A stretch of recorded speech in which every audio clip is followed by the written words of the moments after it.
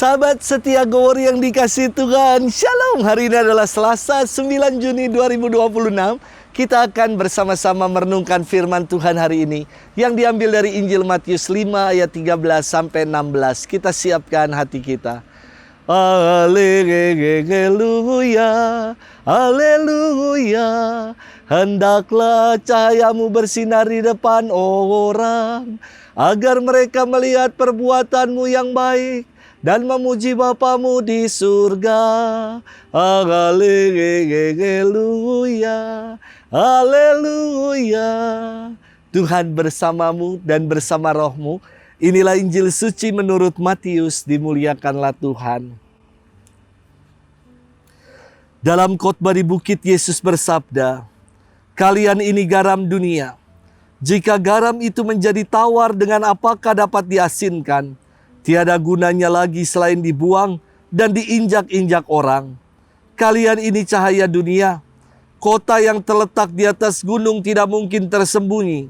Lagi pula orang tidak menyalakan pelita lalu meletakkannya di bawah gantang, melainkan di atas kaki dian, sehingga menerangi semua orang di dalam rumah itu.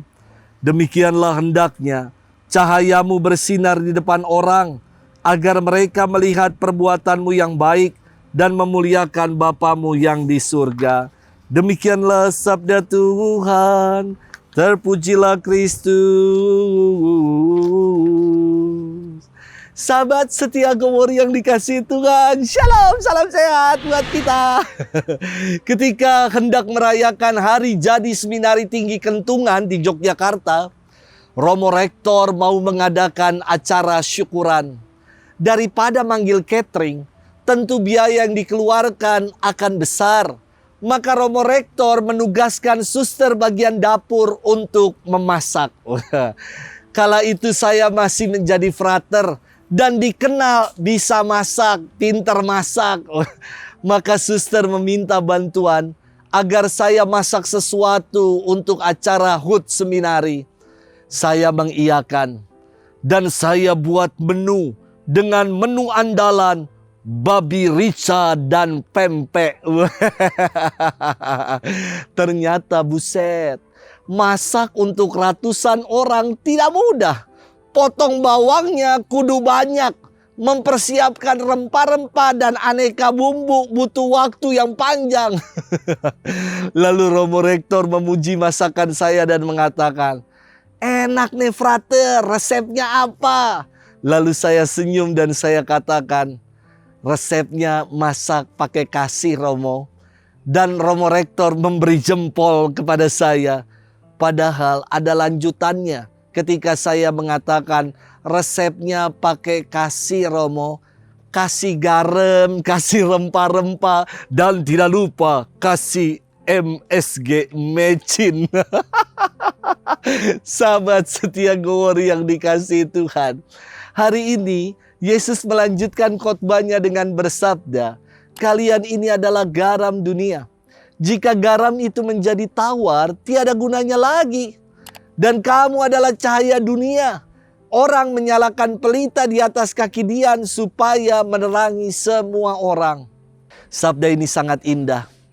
Yesus berkata, "Kamu adalah garam dunia." Maksudnya apa ya? Garam bermanfaat untuk memberi rasa, mengawetkan dan memurnikan. Garam gak perlu banyak. Ketika takarannya pas, maka akan memberi rasa enak, sedap dan nikmat. Tidak perlu menjadi garam yang kelihatan. Karena justru ketika garam melebur, menyatu dengan masakan, akan memberikan rasa enak pada masakan itu. Namun, ketika garam menjadi tawar, berarti ia mengingkari keberadaannya. Demikian pula dengan hidup kita sebagai garam dunia. Kita diajak untuk memberikan rasa sedap, rasa enak di tengah kehidupan. Melalui kehadiran kita yang memberikan rasa nyaman. Kita mau hidup rukun bersaudara dengan yang lain dan menjadi berkat bagi sesama. Inilah kesaksian hidup kita sebagai garam dunia. Yesus melanjutkan sabdanya dengan mengatakan, "Kamu adalah terang dunia." Maknanya sungguh dalam sekali. Yakni bagi kita yang telah mengikuti Yesus sang terang sejati, Kita diutus untuk menerangi yang lain. Menjadi terang artinya yang bercahaya, yang menyinari mereka yang berada dalam kegelapan. Memberikan tuntunan supaya orang dapat berjalan tanpa kehilangan arah. Maka terang gak ada faedahnya kalau diletakkan di bawah kolong tempat tidur. Kalau diletakkan di bawah gantang. Apa itu gantang? Gantang adalah alat pengukur macam timbangan yang digunakan kala itu. Bentuknya segede-gede gaban, besar, dan akan menghalangi cahaya yang bersinar. Terang hanya bermanfaat ketika diletakkan di atas kaki Dian. Karena terang itu akan bercahaya dan menyinari. Demikian juga dengan kesaksian hidup kita sebagai pengikut Kristus.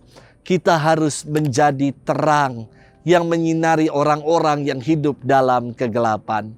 Sahabat setia Go Warrior yang dikasihi Tuhan, ada persamaan dari kedua perumpamaan Yesus antara garam dan terang ini. Keduanya sama-sama punya dampak, punya manfaat yang baik bagi yang lain, walau harus melebur. Garam memberi rasa sedap walau harus melebur, menyatukan dirinya pada masakan. Terang seperti lilin yang bercahaya, harus melelehkan dirinya supaya ia terus-menerus menyinari. Inilah juga yang diteladankan oleh Yesus kepada kita. Ia mengorbankan dirinya dengan wafat di salib demi menebus dosa dan menyelamatkan kita. Kini kita pun diutus untuk menjadi garam dan terang di tengah kehidupan.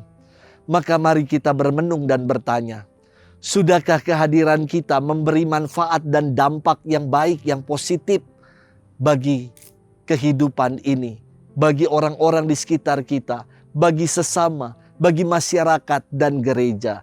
Semoga kehadiran kita sungguh memberi manfaat dan dampak yang baik, yang positif bagi banyak orang.